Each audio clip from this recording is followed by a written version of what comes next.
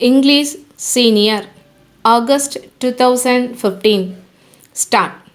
Mr. Speaker, Sir, at the outset, I would like to point out that we are thinking in terms of a society in which we will be able to provide at least the basic minimum to every individual in our country. When we want to raise the standard of living of the people, we have to take into consideration the farmers and agricultural laborers. In view of this, the agricultural sector will have to be improved. I think you will agree that we cannot do it unless we put in new life and vigor into it. For this purpose, we should have an economic programs which will give new economic strength to this section of people. The question is how we can do it. It is not as if we would be able to bring about this change by a small increase in the production on lands.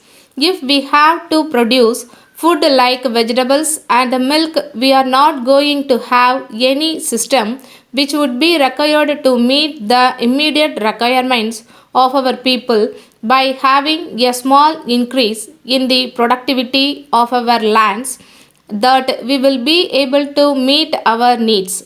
We should produce the food grains required in a small area of land and release the other land for growing vegetables.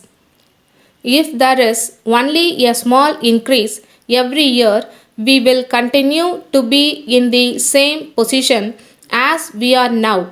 So, we have to see that we are in a position to produce much more than what we are now producing per acre and also limit the area which will be required for the purpose of food grains so that the other areas may be used for other purposes.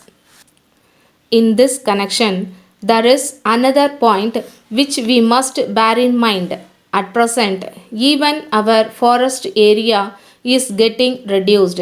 In industrially developed countries, after restricting the area of cultivation, they are growing new forests to meet their industrial requirements. I have no doubt that we should also reach that stage of development when we would require all these forest products. Then I hope you will agree that it is not merely fertilizers and seeds which would help us. In addition to these, we should have water also. Even with regard to water, we have to change our ideas. In the past, our irrigation projects have been on the basis of protective water supply and not water supply for intensive cultivation. That is why we have to develop underground water resources so that where one crop is grown, we may be able to raise two crops, and where two crops are grown, we may be able to raise three crops. That is where we have to give importance to minor irrigation. That is what we are doing now. Wherever it is possible, we are trying to have tube wells and surface wells. This will have to be done for the purpose of irrigation. It is not as if we have neglected minor irrigation. Some people seem to think that simply because I am laying stress on fertilizers, I am ignoring the irrigation aspect. I may tell you that I am more aware of the necessity of water for carrying out this program than anybody else. Without water, we cannot just give the seeds and fertilizers and ask the farmers to produce. That is why, while I am trying to take advantage of the available water supply areas, we have to develop other areas also if we want to bring about a balanced development in the area. Letter from National Stores Chennai to Messrs. Hari and Company, Chennai. Dear Sirs, We have great pleasure in announcing that this day we have purchased from Thiru Ramaswamy the stationery business known as Imperial Stores, so far carried on by him at the above address. We wish to inform you that we propose to continue the business at the same address but under the style National Stores.